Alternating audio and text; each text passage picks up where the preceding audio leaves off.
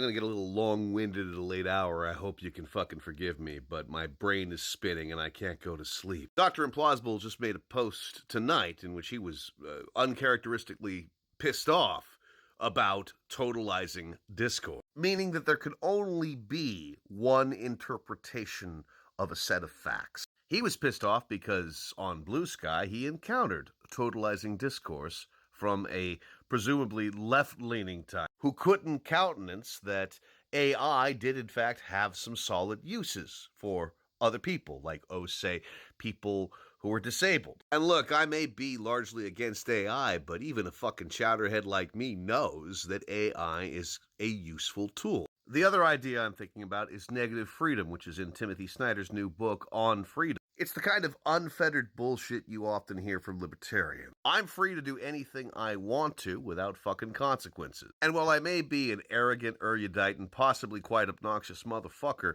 I always know that there is another side to the fucking story. There's been plenty of litigation concerning the Democrats who didn't show up in the 2024 election, allowing Donald Trump to become the authoritarian motherfucker who's going to destroy us all. But I think totalizing Discourse and negative freedoms are also a big part of that. The thing is we become so locked into certain ways of communication and thinking that it actually limits what is possible. It causes us to be sheltered and elitist in the wrong way. I mean, it's one thing to be a hardliner on human rights. I certainly am. But when it comes to ecological impact or say, AI, these are things that don't allow an easy hardline position. And if you adopt such a hardline position, well, you're being just as obdurate and intolerant as the MAGA cult. Or let's say that you're so limited in your strategic abilities that you actually believe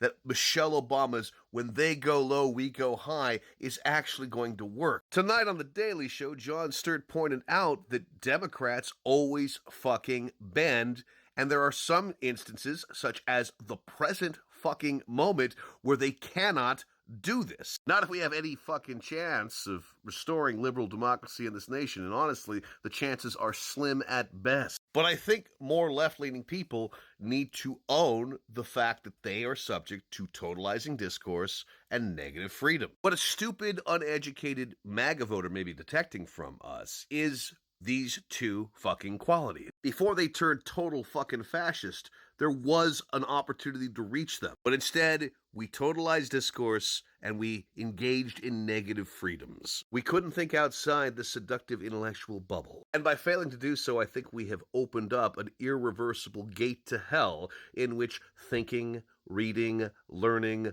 listening, and intellectualism are all very much on the chopping block, at least in America.